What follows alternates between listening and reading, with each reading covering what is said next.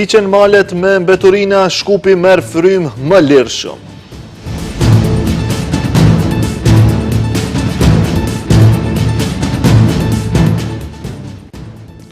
Zyrtarët premtojnë depolitizimin e arsimit në kuadër të reformave qeveritare.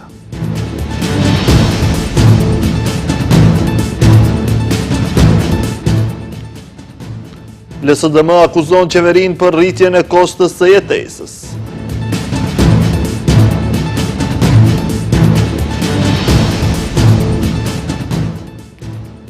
Qytetarët në Kosovë po votojnë për t'i zgjedhur kryetarët e 18 komunave.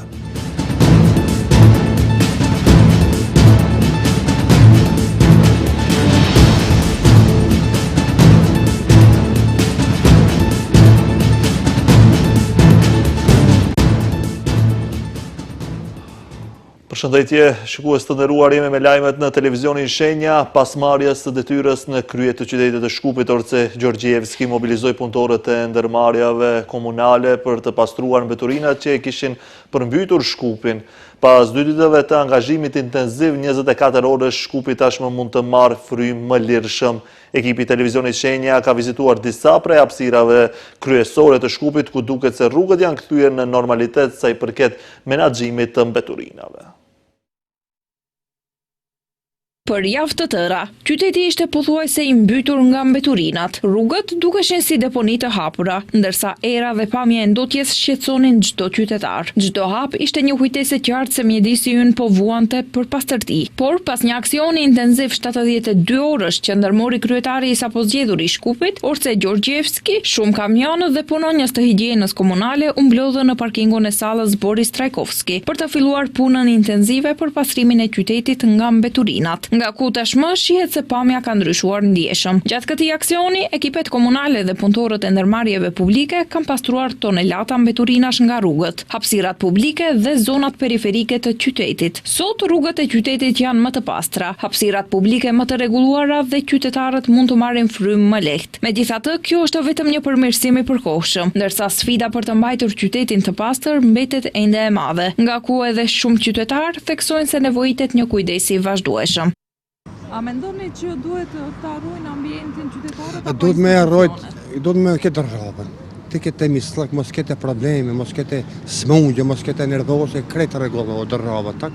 Edhe pse qyteti po merr frym më lehtë pas aksionit, mbetet sfida që të ruhet ky përmirësim. Pastërtia e qytetit nuk varet vetëm nga institucionet, por edhe nga përgjegjësia e çdo qytetari. Ndërkohë, zyrtarët qeveritar po premtojnë rregullimin e problemeve edhe në një sektor tjetër. Arsimi duhet të jetë i depolitizuar, ndërsa arsimtarët dhe personeli angazhuar duhet të mos jenë të obliguar të marrin pjesë në përmbledhime politike dhe në fushata.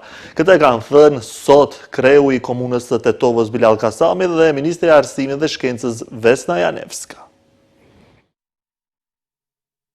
Depolitizimi i arsimit është njëra nga temat në të cilat kanë folur kreu i komunës së Tetovës Bilal Kasami dhe ministri i Arsimit dhe Shkencës Vesna Janevska. Kreu i komunës Bilal Kasami, duke folur për këtë temë, tha se personalisht angazhohet që arsimi të mos ketë lidhje me politikën dhe arsimtarët dhe personeli angazhuar të mos jenë të obliguar të marrin pjesë në përmbledhje politike dhe fushata. Kasami mes tjerash tha se në mandatin e parë, sa ka qenë kryetar komune, 300 arsimtar kanë marrë vendime pune të përhershme. Në mandatin tim gati 300 mësues kanë marrë vendim, do të thonë shumë pak janë mësimdhënësit të cilët janë me kontrata të përkohshme, do të thonë në bazë të procesit që bazohet në ligj, gjithë ata mësues që kanë plotësuar kushtet kanë marrë vendime të përhershme. Për çështjen e presioneve që ushtrohet mbi arsimtarët që janë me kontrata në vepër, foli edhe Janevska, e cila tha se është kundër kësaj dhe se e njëjta nuk arsyetohet. Tha se me fëmijët dhe me të ardhmen e vendit duhet të punojnë kuadrot më të përgatitura dhe më të mira. Shtina Tetovo. Jam në dijeni se kanë ndodhur gjëra të tilla. Jam absolutisht kundër kësaj. Nuk ka absolutisht asnjë justifikim. Mësuesit më të mirë duhet të hyjnë në arsim. Ata që janë të motivuar të punojnë me fëmijë, sepse nuk është një punë e lehtë. Ligji nuk është aq i keq nëse nuk abuzohet me të. Do të ketë edhe një ligj të ri për mësuesit. Për ndryshe, arsye e vizitës së Janevskës në Tetov është panel diskutimi që u zhvillua në shkollën e mesme të mjekësisë. Kjo është vizita e parë e ministrës së Arsimit në Tetov pas përfundimit të procesit zgjedhor lokal. Nga koalicioni Vlen kanë konfirmuar se pas marrjes së pritur të pozitës së zavendes kryeministrit të parë nga Bekim Sali, pozita e ministrit të mjedisit dhe planifikimit hapësinor do t'i takojë lëvizjes demokratike. Nga koalicioni qeveritar thonë se synojnë që çdo kuadër të jetë në vendin ku mund të jetë jap kontribut më të madh. Bekim Sali do të jetë zëvendës kryeministër i parë, ndërkaq pozita e ministrit të mjedisit dhe planifikimit hapësinor do t'i takojë lëvizjes demokratike, pjesë e koalicionit Vlen. Kështu thonë nga koalicioni Vlen për televizionin Shenja, duke shtuar se për këtë koalicion pozitat nuk janë qëllim në vetvete, por mjet për të realizuar vizionin politik. Shtojnë se e rëndësishme për ta është që çdo kuadër të jetë në vendin ku mund të jap kontribut më të madh në funksion të qeverisjes së mirë dhe interesit publik. Pas zgjedhjes së zotërit Izet Mexhitit në krye të komunës së Çajirit, është e paraparë që pozita e zëvendës kryeministrit të parë të plotësohet nga zotëri Bekim Sali, ndërsa pozita e ministrit të mjedisit dhe planifikimit hapësinor do t'i takojë lëvizjes demokratike.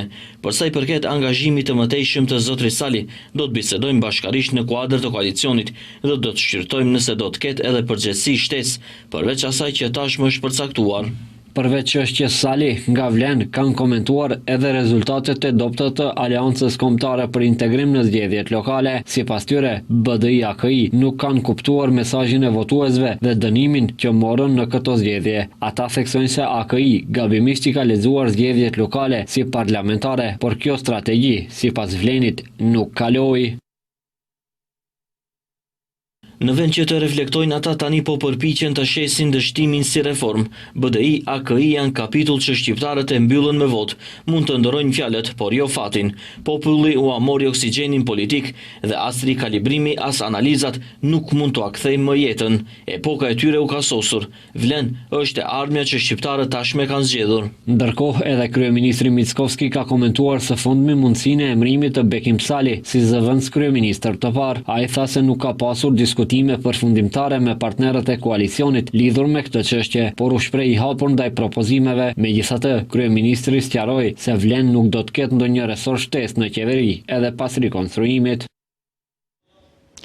Emërtimi eventual i Bekim Sali në pozitën e zëvendës kryeministrit të parë do të sjellë ndryshime edhe në grupin parlamentar të koalicionit Vlen në kuvend, në rast se Sali e zëvendëson Mexhitin në ekzekutiv, vendin e tij në kuvend do e zë Zekiria Tahiri, i cili në kuvend do të ulet si përfaqësues i zonës 1 nga Karshiaka.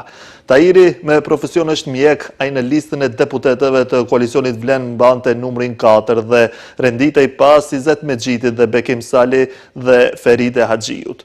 Ky ndryshim pritet të zyrtarizohet gjatë ditëve në vijim pas procedurave formale në kuvend dhe qeveri.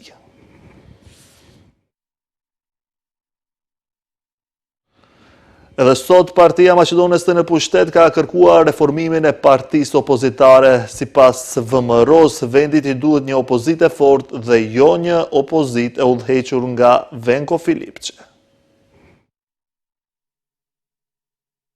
VMRO-DPMNE vazhdon të kërkojë dorëheqjen e Venko Filipçes në arsyetimin se vendit i duhet një opozitë e fortë dhe jo një opozitë e udhëhequr nga Venko Filipçe. Sipas partisë në pushtet, Filipçe ka shkatëruar LSDM-n për faj të Filipçes. Sipas VMRO-s, LSDM-ja sot është partia e tretë në nivel republikan, kurse e pesta në nivel të qytetit e Shkupit. Viktoria Andonovska nga VMRO-DPMNE thotë se LSDM-ja nuk duhet të humbë kohë dhe se është koha e fundit që ajo të reformohet.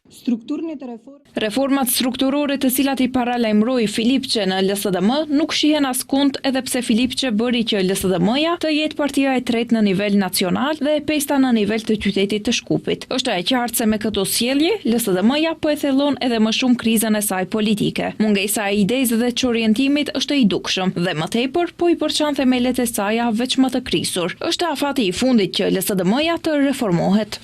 Dorëheqjen e Filipçes, VMRO-DPMNE e kërkoi edhe dje nga kjo parti, shtojnë se pa heqjen e dyshës Filipçe Zaev nuk ka reforma të mirëfillta në partinë opozitare. Këto kërkesa të VMRO-s vijnë pasi LSDM-ja në zgjedhjet e fundit lokale fitoi vetëm në 6 komuna. Lidhja Socialdemokrate po e akuzon pushtetin për rritje të inflacionit, nga LSDM thonë se situata do të ishte ndryshe nëse pushteti më në krye vëmëron do të pranonte propozimin e tyre për pagë minimale prej 500 euro dhe përheqjen e TVSH-s për produktet ushqimore.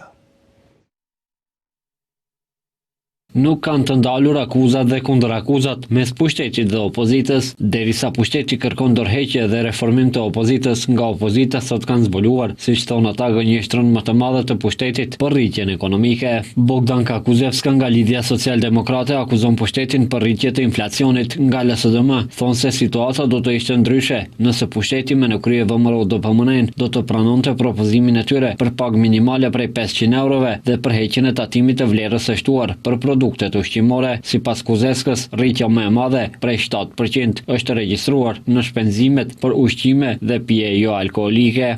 Të dhënat më të fundit mbi inflacionin tregojnë se në kundërshtim me premtimet e pushtetit se inflacioni po bie, ai mbetet I lartë dhe po zvogëlon fuqinë blerëse të qytetarëve. Inflacioni vjetor në tetor arriti në 4.5%. Rritja më e madhe prej 7% është regjistruar te shpenzimet për ushqime dhe pije jo alkoolike, produktet bazë pa të cilat asnjë familje nuk mund të jetojë. Çmimet vazhdojnë të rriten pa kontroll. Çmimet e pakicës u rritën me 2.8% në tetor, krahasuar me të njëjtin muaj të vitit të kaluar. Rritja më e madhe është tek produktet ushqimore. Ushqimi u shtrenjtua me 6.7%, frutat dhe perimet me 4.3%. Akuza ndaj pushtetit për keqpërdorim dhe korrupsion, LSDM-ja në adresë të qeverisë lëshoi edhe dje, duke thënë se për fajt të VMRO-s, shteti po humb miliona euro të fondeve IPARD 3.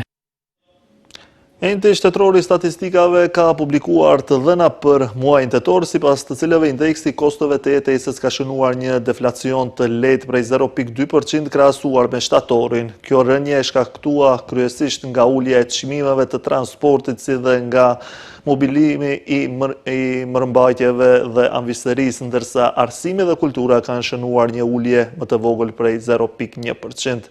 Edhe indeksi I çmimeve me pakicë ka shënuar një rënje të lehtë duke arritur në 98.7 pikë. Megjithatë, kjo rënje mujore e vogël nuk ndryshon trendin vjetor të rritjes së çmimeve.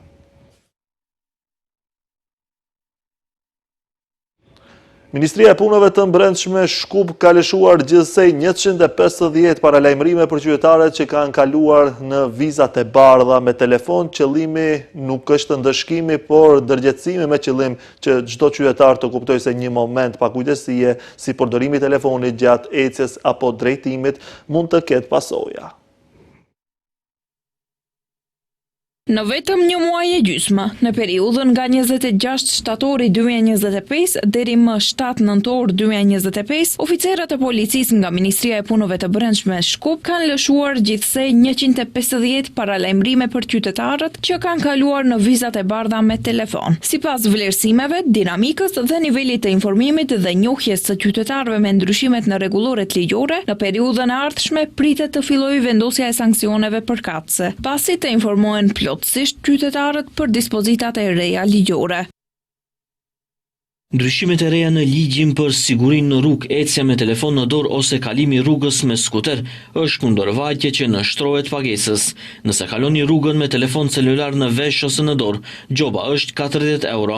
Nëse drejtoni skuter, motociklet ose traktor duke përdorur një pajisje elektronike, gjoba është 50 euro. Vendimi I hyrjes në fuqi të këtij ligji tregon për kushtimin e autoriteteve drejt krijimit të një kulture më të përgjegjshme në rrugë, nga ku qëllimi nuk është ndëshkimi, por ndërgjegjësimi, me qëllim që çdo qytetar të kuptojë se një moment pakujdesie, si përdorimi I telefonit gjatë ecjes apo drejtimit të makinës, mund të ketë pasoja serioze. Me këtë hap, policia po dërgon një mesazh të qartë duke theksuar se siguria në rrugë fillon nga vetëdia jon. Edhe sistemi Safe City pritet të hyjë në fuqi, nga ku pritet që kontrolli dhe monitorimi I sjelljes në komunikacion të bëhet edhe më efikas, duke lejuar identifikimin e shkeljeve në kohë reale. Kështu, siguria publike po hyn në një fazë të re ku teknologjia dhe përgjegjësia personale bashkohen për të mbrojtur çdo qytetar në rrugët tona.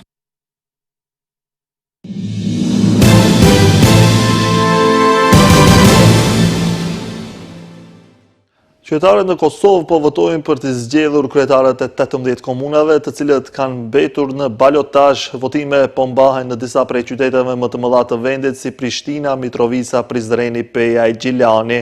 Komisioni Qendror i Zgjedhjeve ka bërë të ditur se procesi i votimeve deri tash po zhvillohet normalisht dhe pa incidente.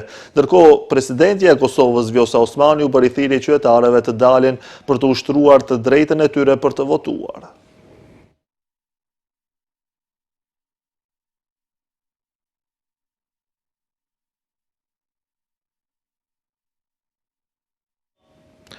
Edhe në Shqipëri sot po votohet për zgjedhjet e pjesëshme lokale në disa bashki të vendit. Zgjedhjet për kryetar të bashkive mbahen në bashkitë Vlorë, Tepelen, Cërrik, Mat dhe Berat.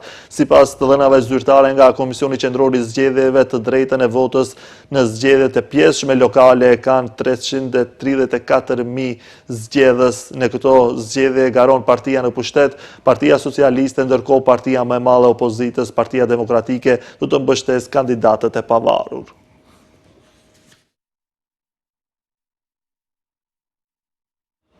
Ushtarët të njësive turke të KFOR-it patrullojnë në zonat kufitare të Kosovës, disa prej tyre mbajnë edhe armë kundër dronëve. Sipas ministrit të brendshëm të Kosovës Xhelal Sfeqla, Serbia në vazhdimsi shkel hapësirën ajrore të Kosovës me dron.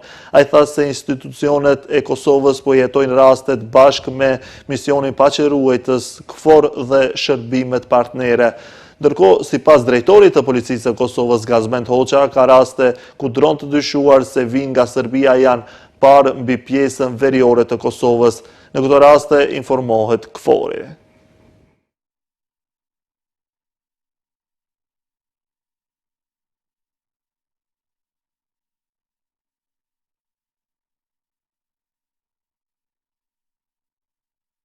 Kjo ishte gjitha për këtë edicion informativ. Faleminderit për vëmendjen, bashkë miru pafshim.